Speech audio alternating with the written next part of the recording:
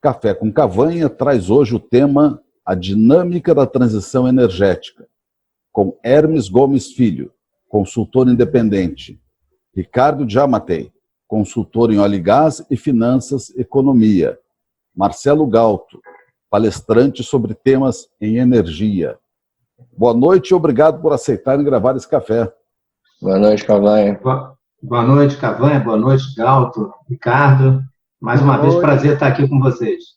Boa noite a todos, igualmente.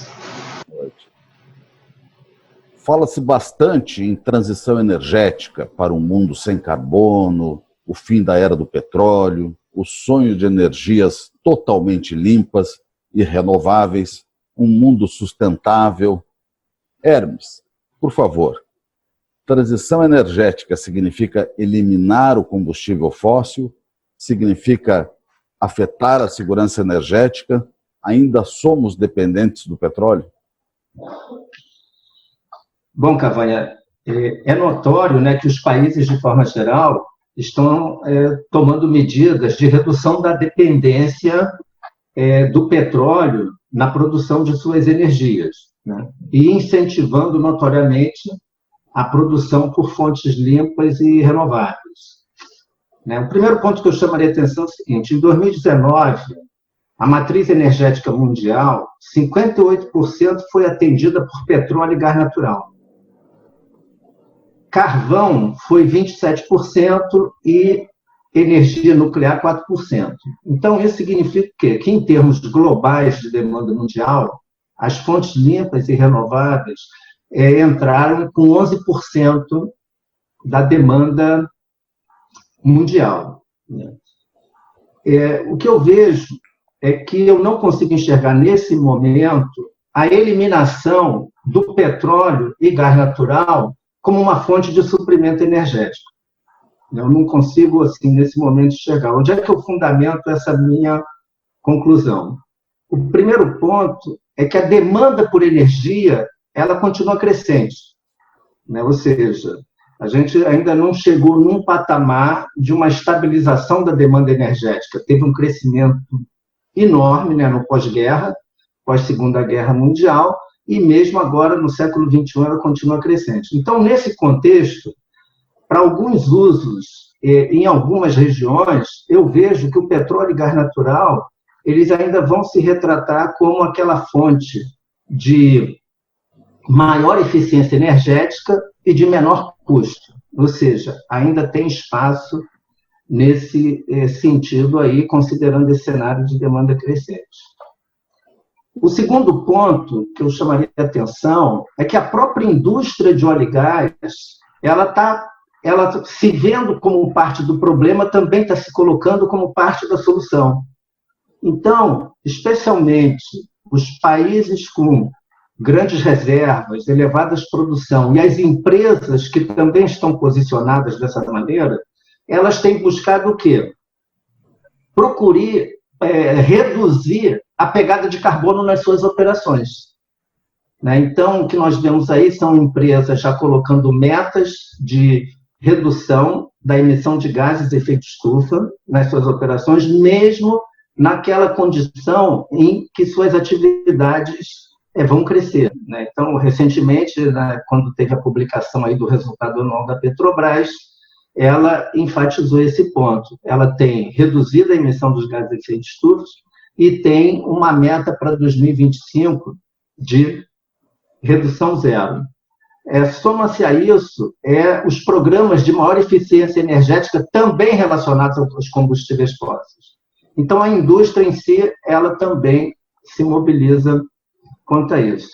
E o terceiro ponto que eu chamaria atenção para essa conclusão é a questão seguinte: a demanda, a capacidade das fontes limpas e renováveis suprirem, né, terem capacidade física e financeira de suprir uma demanda que deixaria de ser atendida para a indústria de óleo e gás, num cenário em que essa demanda, essa oferta de petróleo e gás teria que ser reduzida para garantir é o limite do aquecimento global da temperatura do planeta até 2050 em até 1,5 grau centígrado. Então, tem um cenário da Agência Internacional de Energia que ela indica que para a gente ter uma alta probabilidade de limitar a temperatura do planeta até 1,5 grau até 2050, a demanda por petróleo teria que sair dos atuais 100 milhões de barris por dia para 67 milhões de barris por dia em 2040. Então, eu vejo que tem muitas incertezas da indústria relacionada às fontes limpas e renováveis prover o suprimento, além daquele em que elas, naturalmente, e com os incentivos existentes, já vão procurar atendimento. Então, eu fiz aqui uma conta bem rápida, comparando os dois cenários da Agência Internacional de Energia. Num cenário, ela considera que os países vão cumprir os compromissos já assumidos para combate ao aquecimento global. Nesse cenário, a demanda por petróleo sairia dos 100 milhões de barris por dia atuais, chegaria em torno de 110 em 2030 e ficaria estabilizado dali para frente. Não passaria de 110. E no outro, essa simulação que a própria Agência Internacional de Energia fez, reduzindo a 67 milhões de barris por dia. O que significaria em termos de deslocar recursos da indústria do óleo e gás para essas fontes? Né? Ou seja, demanda 2019, 100 milhões de barris por dia, o Brent ficou aí em 64 e pouco dólares por barril. Significa, se a gente considerasse apenas a comercialização da demanda, a gente estaria gerando por dia recursos de 6,4 bi e, em termos anuais, 2,3 trilhões de dólares. Se a redução dessa demanda na simulação frente ao cenário dos compromissos assumidos fosse ocorrer, as fontes limpas e renováveis já teria que, em 2020, além dos compromissos que ela tem do seu crescimento, que ela já está apontando, deslocar cerca de 64 bilhões de dólares, já em 2020. E nos próximos 5 anos, teria que deslocar 1,3 trilhão de dólares, né, até 2025, deslocar 1,3 trilhão de dólares em 2020. Então, para uma indústria do óleo e gás que está estabelecida, tem uma cadeia de suprimento que eu considero global, tem investidores que são diversificados em diversos países, e tem países que são aqueles que recebem a maior parte dos recursos, esse deslocamento ele teria que resolver um conjunto de soluções, não só apenas a questão do investimento físico, mas como tratar esses investidores e esses públicos de interesse que, nesse cenário, provavelmente perderiam recursos aí com esse deslocamento. Então, a minha conclusão é que a gente ainda continua com um bom tempo, né, com o petróleo, gás natural, participando aí da demanda energética, a indústria procurando fazer parte da solução desse problema, né, para o aquecimento global, e os diversos interesses aí, né, desde países, cadeia de suprimento, acionistas, instituições financeiras, eles procurarem tratar essa questão com muito cuidado para não haver uma perda de recursos e depois eles não, né, eles perderem esses recursos propriamente dito. Ok, entendi. Agora, Galto, a questão dos preços de combustíveis e das tecnologias disponíveis podem atrasar essa transição energética? Interessante, Cavani. São duas questões que tu colocaste, né? Preço e tecnologia. Falar um pouquinho de preço. Ao meu ver, preço ele atrasa. Assim, fóssil barato é o grande calcanhar de Aquiles das fontes renováveis. E essa minha afirmação, ela pode ser conferida em números, né? A gente teve no Brasil um caso bem típico, 2009, 2013, até o final, quase 2014, em que gasolina e diesel foram subsidiados no Brasil, isso pressionou fortemente etanol e biodiesel, né? Então a gente teve dezenas de usinas de etanol fechando no país, uma crise muito grande na indústria sucroalcooleira. Obviamente a indústria sucroalcooleira tem outros vieses em relação à produção de açúcar, que influencia na demanda e oferta de etanol, mas foi bem claro naquele período também que subsidiar diesel, naquele período tornar artificialmente o preço da gasolina e do diesel mais baratos para o consumidor final, trouxe um desafio muito grande para os biocombustíveis, isso falando diretamente de derivados de petróleo com biocombustíveis. Se a gente falar de uma forma mais ampla, nessa questão energética, eu posso abordar a questão de eletricidade, né? Energia eólica e solar no Brasil tem crescido, a eólica cresceu aí de 0 a 10% da matriz elétrica do país em 20 anos. E isso porque ela se tornou competitiva em termos de preço. Nos últimos leilões no Brasil, eólica e solar vieram com bastante força, mas quando você olha para o mercado norte-americano, por exemplo, o gás natural está tão barato por lá que ele começa a ameaçar investimentos em eólica e solar. Então, veja como o fóssil barato ele traz um desafio grande. Não é à toa que China e Estados Unidos ainda usam muito carvão. Por quê? Porque, além de ter a matéria-prima em casa, ele é uma fonte barata, né? Então, essa substituição por renováveis, é óbvio que o preço ele influencia muito na conta, né? Então, eu diria que sim. Em relação a tecnologias, né? As tecnologias, elas normalmente nos favorecem a entrada dos renováveis. E a gente tem exemplos muito clássicos do veículo flex no Brasil, né?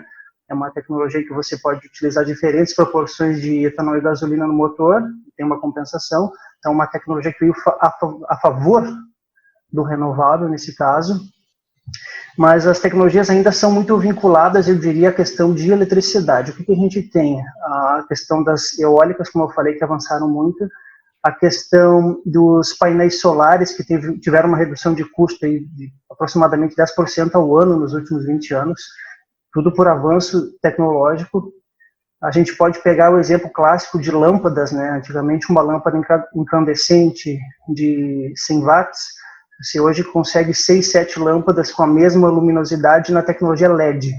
Então, a eficiência energética tem muito a ver com a questão tecnológica envolvida nesse assunto. E a gente vai ter cada vez mais, Cavanha, essa questão de geração distribuída que se fala, né? São pequenos produtores de energia jogando na rede essa energia. A gente vai ter inteligência artificial fazendo uma leitura disso com algoritmos. Então, a gente tem blockchain, a gente tem smart grids, que são tecnologias que estão chegando. O próprio veículo elétrico é colocado em discussão, ele precisa amadurecer em termos de tecnologia, melhorias de bateria, durabilidade, etc. Então, a tecnologia vem normalmente a favor dos renováveis, né? No sentido de baixar o custo. Então, eu espero ter respondido aí essas questões que tu me perguntaste. Certo, entendi. Tá ótimo. Giammattei, por favor, você conseguiria alinhar os fatores estratégicos, econômicos, financeiros, políticos, né, dessa transição energética em curso?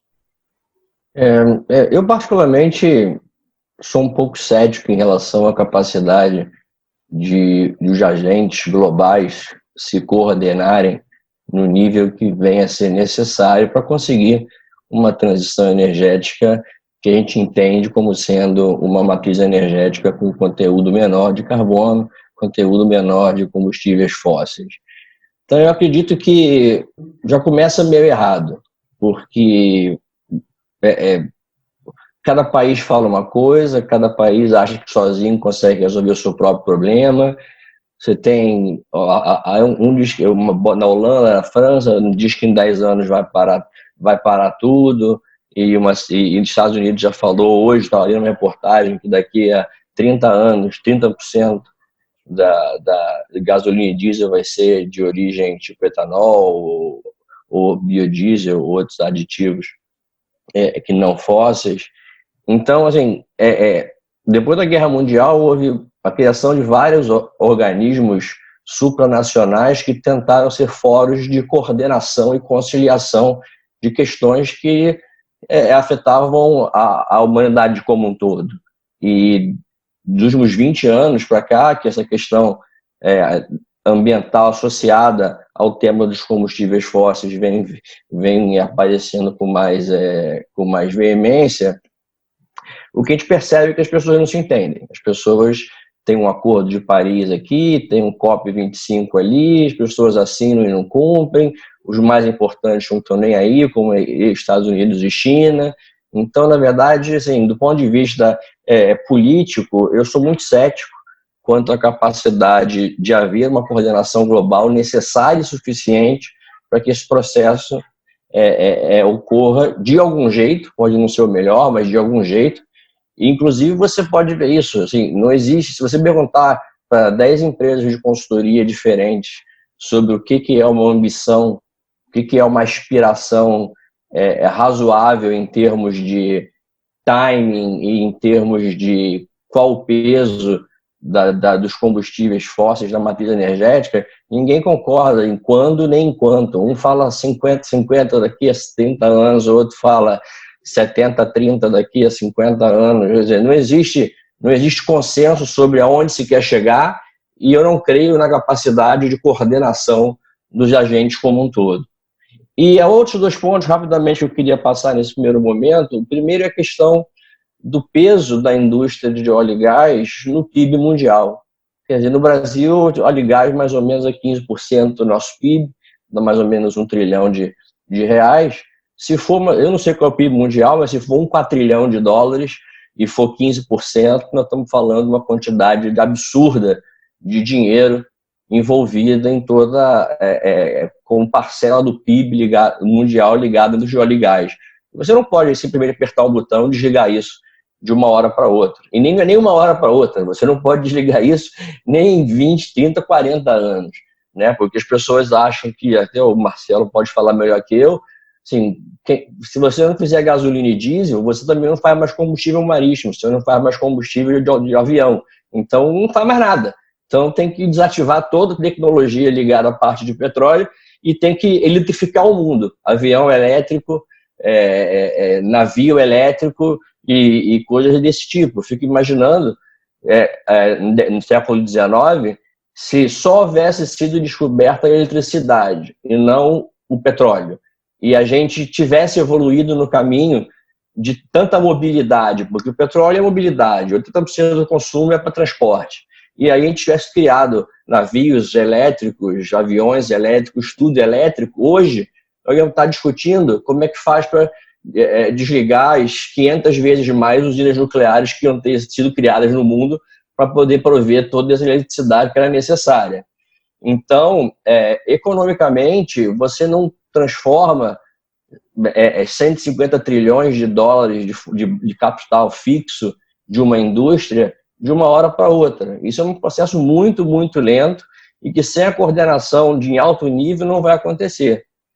E eu queria só citar o último exemplo, antes de voltar a palavra a você, Cavanha, que é a questão que está acontecendo na parte dos combustíveis marítimos. Né? Esse ano agora houve a partir de 1º de janeiro, uma queda de 3,5% para 0,5% na quantidade de enxofre permitida nos combustíveis marítimos. Né? E aí você tem 2 soluções. Ou você... O que os armadores fizeram? Ou eles compram um combustível com pouco enxofre, ou eles adaptam o navio deles a processar, dar fim àquele enxofre que eles produziram. Então eu me pergunto, o que vale mais a pena? Investir em não gerar CO2 ou investir em fazer alguma coisa com esse CO2 que já foi gerado? O que é mais barato? O que gera mais entropia na economia? Quer dizer, é muito pouca pesquisa em relação ao que se faz com CO2. Nos casos dos armadores, eles botam uns scrubbers no navio que purifica completamente a emissão dos navios, está tudo resolvido. É muito mais fácil do que ter que trocar toda a frota de 55 mil navios de óleo e combustível para gás natural, por exemplo. Então, há de se ter muita calma na questão da coordenação, da capacidade de coordenação dos atores e na economicidade de você fazer trocas que são muito vultosas e mexem com a economia mundial por muitas décadas. Perfeito. Eu capturei aqui do Hermes a questão que me chamou a atenção, os volumes bastante interessantes, os 110 milhões de barris dia de cenário 1 e 67 de cenário 2, quer dizer, uma diferença enorme de perspectiva de volume diário de petróleo, e obviamente que tem que ser compensado teria que ser compensado com as energias não convencionais, não fósseis e outras energias, né? Do Galto, eu capturei aqui um ponto importante que eu achei, a mutação das tecnologias, quer dizer, a velocidade com que isso pode afetar esses cenários, né, que o Hermes comentou. E do Giammattei, eu anotei um ponto muito interessante, quer dizer, a quase, vamos chamar assim, o desafio, né, da coordenação mundial, que os interesses passem a não ser interesses específicos e de um a um, mas o interesse de todo o conjunto, e que tenha um caminho projetado e planejado para chegar em algum ponto na frente, que eu acho que é complexo saber onde quer se chegar, quer dizer, qual é o ponto. Então, eu gostaria agora de a gente estar em conjunto, podemos falar mais até simultaneamente, não há problema nenhum, mas o ponto é o seguinte, qual é a linha de tempo da transição? Quer dizer, daqui a 10 anos, 20 anos, 40 anos, estaremos em que posição com as outras energias que não as energias fósseis? Nós já estamos em transição, né? Principalmente no Brasil, desde o pró-álcool, né? Eu diria que nós já estamos em transição. E a gente faz mais bonito do que muita gente fora, né? Eu acho que a questão do volume de reservas de hidrocarbonetos no mundo existente é tão grande, mas é tão grande que a capacidade de os agentes fazerem o que o Marcelo falou, trabalharem os preços de forma a criar barreiras à entradas a possíveis novos entrantes, é uma coisa muito séria. A gente fala em relações de reserva à produção de 50 anos, atualmente, há 15 anos atrás era 40 anos. E isso são só reservas provadas. Se você pegar as reservas totais, isso deve dar uns 150 anos, pelo menos.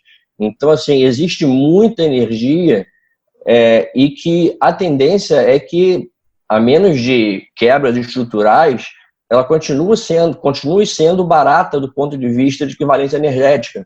Então, isso é uma barreira de entrada muito grande para qualquer nova tecnologia, como carros elétricos, ou bioquerosene de aviação e coisas desse tipo, que, na verdade, elas sempre precisam de um subsídio no começo para poder ficar de pé, e os preços de petróleo tendem a continuar baixos, então é uma barreira de entrada muito grande. Esse é um ponto interessante, né, Hermes? Como é que você vê os subsídios nesse campo da energia?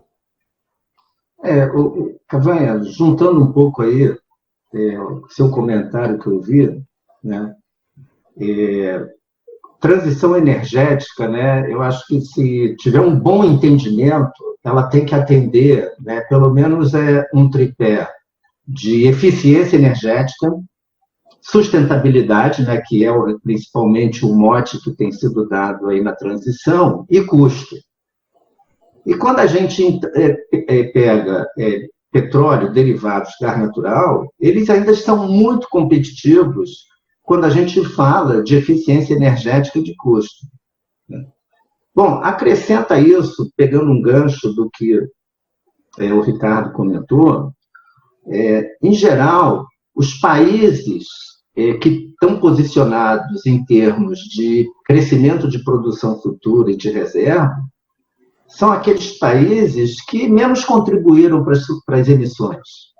Então, quando se falar em articular os agentes para chegar em algum horizonte de tempo uma solução que reduza drasticamente a dependência dos recursos fósseis, em alguns casos, tirar a oportunidade de alguns países poderem explorar suas riquezas naturais. Então, isso, para mim, é um componente também que cria complexidade nessa articulação aí que o Ricardo comentou. E aí é onde a gente chega à conclusão que você tem uma meta articulada quanto ao crescimento da temperatura, ao limite para crescimento da temperatura do planeta. Agora, os caminhos para chegar a isso e uma adequada avaliação de risco de que esse caminho está sendo trilhado e atingido depende ainda de tanta articulação que eu diria que qualquer horizonte de tempo que a gente coloque aqui, ele, sabe, vai ter uma probabilidade de ocorrência assim, muito baixa frente a tantos cenários que poderão acontecer. Já matei. A probabilidade de conseguir uma coordenação mundial é baixa, muito baixa? Eu creio que no mundo hoje polarizado economicamente entre a China e os Estados Unidos, que basicamente, e a Índia numa terceira posição, que são basicamente os motores, né, de toda a parte de comércio, parte de consumo energético, hoje e no futuro. Sim, se eles não sentarem na mesa com todos os outros para se entenderem, vai ser que nem o Conselho de Segurança da ONU. Basta um discordar que não acontece nada. E qual é a probabilidade de acontecer essa coordenação? Eu acho, nos próximos 20 anos, eu acho muito baixo. Muito, muito baixo, pela abundância e pelos baixos custos nos Estados Unidos, pelo crescimento da chegada da Índia, que tem muito, muito ainda que se desenvolver, e é um consumo elevadíssimo, e é um país que não tem tradição de produção, só de consumo de combustíveis. Então eu não vejo baixa, né? Nada antes de 2050 que seja passível de ser relevante, ou seja, na casa de 50-50, uma matriz energética. Galto, antes da gente ir para as conclusões, uma questão para você. As tecnologias estão chegando para serem disruptivas ou são tecnologias mais lentas? Algumas sim, Cavanha, são disruptivas, mas como o Ricardo e o Hermes já falaram, mesmo tecnologias disruptivas, você mudar o capital econômico envolvido na questão toda, é muito difícil. A gente tem uma tentação também de querer, num canetaço legislativo, proibir, né?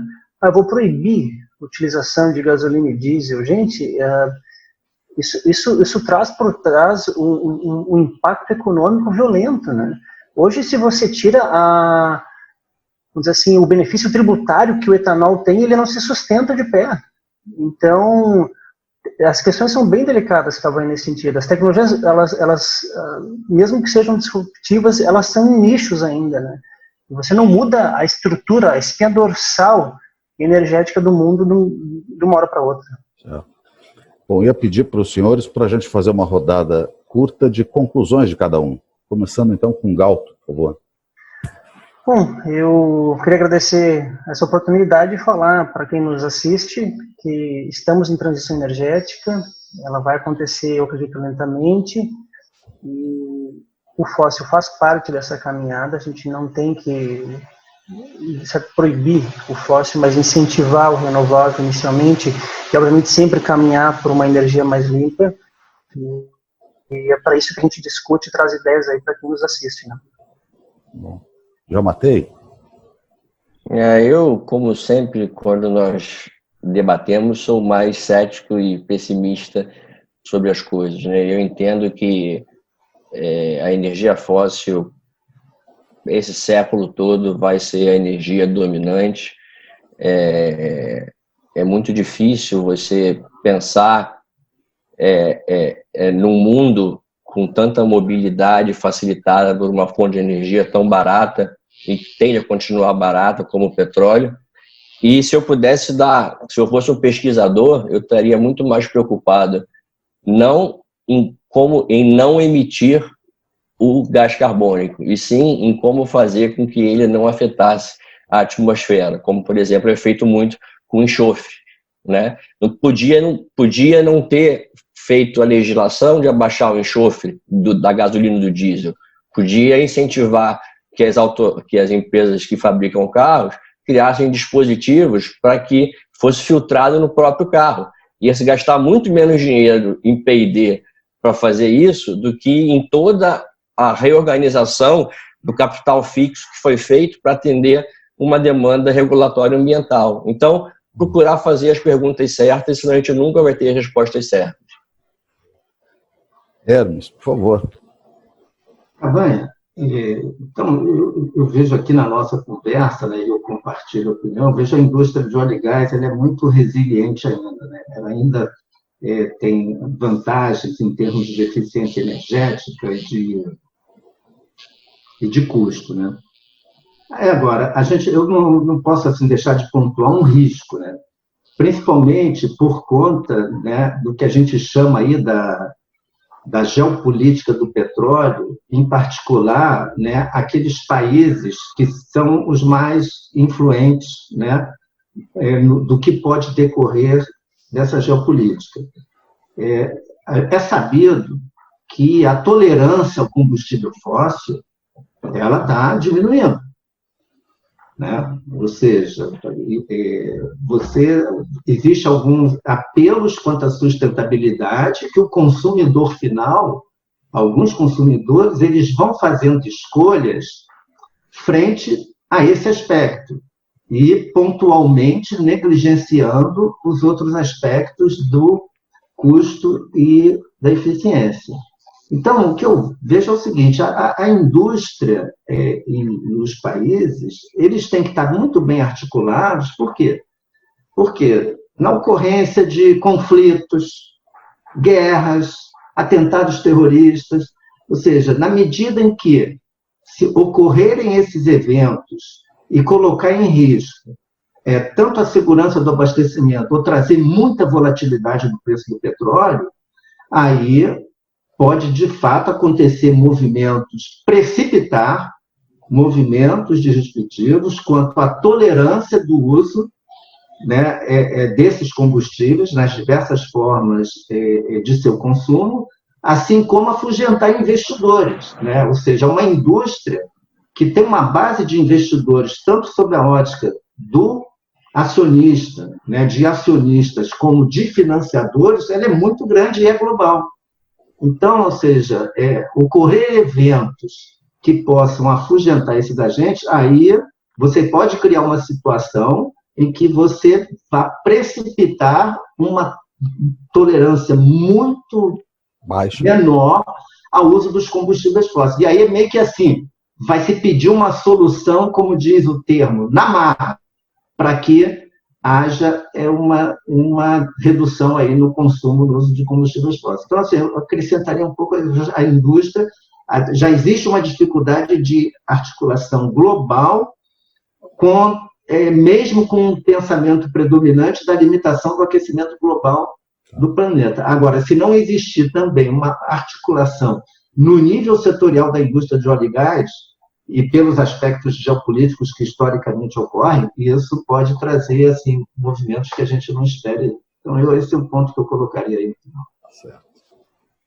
Gostaria de agradecer a Marcelo Galto, Ricardo Giammattei e Hermes Filho pela conversa sobre a dinâmica da transição energética. Muito obrigado. Obrigado, Cavanha. Obrigado, Cavanha. Abraço, Galto. Abraço a todos. Muito obrigado. Obrigado. Boa noite a todos.